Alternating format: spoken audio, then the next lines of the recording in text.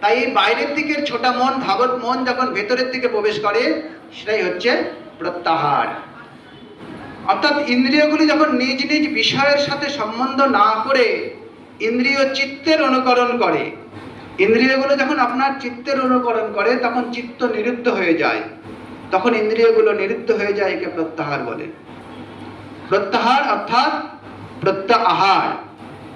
তাই প্রত্যাহারের ফলে কি হবে? প্রত্যাহারের ভিতরে আপনি যখন আপনার ইন্দ্রিয়গুলো যে কাজ করছে, এই কাজ করার যখন বহির্গমনকে আপনি রুদ্ধ করে দিয়েছেন, তখন সেগুলো কি হবে? ভেতরের দিকে একত্র হবে, তাই তো?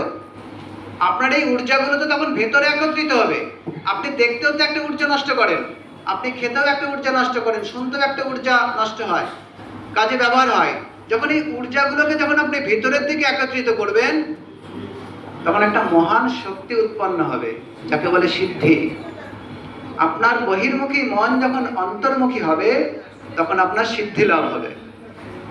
তো সিদ্ধি লাভ হলে একটা আবার তার একটা খারাপ পার্টও রয়েছে। যখন অনেক সিদ্ধি আপনার ভিতরে হাসিল হবে, তখন কি হয়? তখন হারিয়ে যাওয়ার সম্ভাবনা থাকে, তখন আমাদের ভিতরে অহংকারের জন্ম হয়। তাই হয়তো যখন আমি লক্ষ টাকার, কোটি টাকার যখন লটারি পেয়ে যাই, তখন আমার ভেতরে অহংকারের জন্ম হয়। তাই আপনি যখন বহির্মুখী মনকে অন্তর্মুখী করছেন, এটাকে বলছে প্রত্যাহার। আর যখন মন অন্তর্মুখী হলো, তখন কিসের জন্ম নেবে? ধারণা। তাহলে যম নিয়ম আসন প্রাণায়াম প্রত্যাহারে যখন মনকে একত্রিত করলেন, তখন আপনার ভিতরে ধারণার জন্ম হলো। যম নিয়ম আসন প্রাণায়াম এটা হচ্ছে বহিরঙ্গ যোগ, এক্সটার্নাল যোগা। যম নিয়ম আসন প্রাণায়াম এটা হচ্ছে হঠযোগ। আর ধারণা ধ্যান সমাধি, এখন আমি রাজযোগে প্রবেশ করছি। এতক্ষণ যেটা আলোচনা করছিলাম সেটা বাহ্যিক, সেটা আপনার বহির্জগৎ অর্থাৎ বহিরঙ্গ যোগের। এখন চলে আসছি রাজযোগে, হঠযোগ থেকে রাজযোগ অর্থাৎ ধারণা ধ্যান সমাধি, অর্থাৎ এটা হচ্ছে অন্তর্যোগ অর্থাৎ রাজযোগ, আভ্যন্তরীণ যোগ।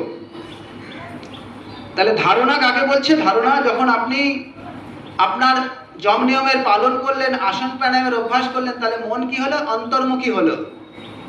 যখন মন অন্তর্মুখী হলো, তখন আপনি কোনো বিন্দুতে, কোনো একটা জায়গায় মনকে একত্র করতে পারবেন। আপনি তখন মনকে তখন এক জায়গায় নিবিষ্ট করতে পারবেন। তাই মনকে ছড়িয়ে ছিটিয়ে থাকা মনকে একটা জায়গায়, নির্দিষ্ট একটা জায়গায় নিবিষ্ট করা, এটাকে বলছে ধারণা। ধারণা কাকে বলছে? যখন আপনি ছড়িয়ে ছিটিয়ে থাকা মনকে যখন একটা জায়গায় করছেন, তখন তাকে বলছে ধারণা। অর্থাৎ সেই ধারণাটা যে কোনো জায়গায় হতে পারে। কোনো ঈশ্বরের প্রতি মনকে নিবিষ্ট করতে পারেন, বহির্জগতের কোনো নির্দিষ্ট বস্তুর উপরে করতে পারেন। অর্থাৎ প্রত্যাহারের পরেই আপনার ধারণার জন্ম হচ্ছে, যখন আপনি মনকে কোনো একটা জায়গায় নিবিষ্ট করছেন।